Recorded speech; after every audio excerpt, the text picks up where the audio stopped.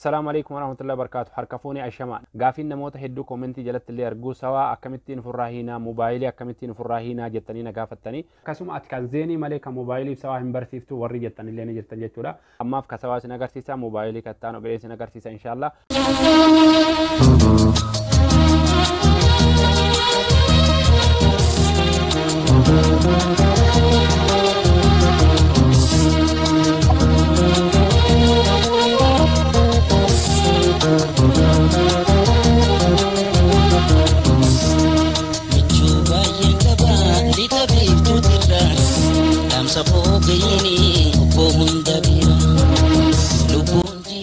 haala shari'aa sawaa gonguma akka isin jala hin nyaanne karaa lamaan isin agarsiisa. Karaan tokko gara aappiitii gara tokko ammoo risaalaatti ergitanii gara risaalaa sanarrallee garuu STC ka jettu aappii tana gadi buufattanii aappii kanaan ofirraa hidhuu dandeessan. Gara tokkoon ammoo STC ka jedhu aappii tana gadi buufattanii asirratti STC ka jettu kana aappii kana buufattanii yoo hidhattanii gonguma isin nyaachuu hin dandeessu jechuudha. Abadan isinirraa hidhamti.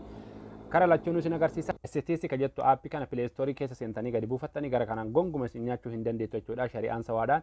Kanaafuu tartiiba isaa gara lamaan isin agarsiisa. Tokko risaalaan tokko STC keessaan isin agarsiisa. Tokkoffaa gara STCtiin isin agarsiisa. Koottaan afaan tura. Eega gadi buufattanii okeettanii seentan. Amma bakka kanatti bakka duwwaa isiniifitti foon nambarii lakkoofsa keessan itti galchitan bakka duwwaa kana lakkoofsa keessan galchitanii mi'aan amma lakkoofsa kiyya haa galchu. Eega itti galchitanii continue jettaniin jalatti. Amma koodii abbaa jaa isinii dhufa. Koodii abbaa jaa risaalaan bana miseejii keessa seentanii gubbaa kanarraan illee yookiin koppii godhatanii bakka duwwaa kanatti galchuu ni dandeessanii jechuudha. Abbaa jaa koodii isinirra dhufa. Isa sanni galchitanii mi'aan amma itti galchu. Itti galchee jira jechuudha. Amma maaltu isinii dhufa? Xiqqoorra gadi buutanii meneej bakka jettan gootanii. Asirratti maal gochuu qabdanii xiqqoo akkana harkiftanii gubbaa irratti bakka xiyyaan itti qabetanatti subscription bakka jettan gootanii. Amma irra gadi buutanii maal gochuu qabdanii Jawwii TV Lite subscription bakka jettan gootanii. Jala gadi buutanii subscribe bakka jettan gootanii. Cancel dhiiftanii confirm ka jettu gootanii.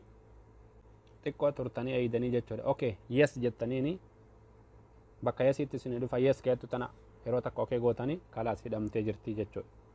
Garri tokko gara kana gara tokko miseejii keessa seentanii itti argitanii mana miseejii keessa seentu gubbaa irratti maal gochuu qabdanii gubbaa irratti 8 duwwaa yeroo 2 4 yeroo 3 jala kanatti gadi buutanii maal gochuu qabdanii qubee daa guddoo gootan qubee daa guddoo haala kanaan gootanii send itti gootanii jechuudha. Garri tokko kana gara kana lamaaniin ofirraa hidhuu ni dandeessanii. Kan moobaayilii paartii 2 godhee isin agarsiisa. YouTube subscribe godha. TikTok follow godhan hordofaa isiniin jedha. Assalaamu alaikum.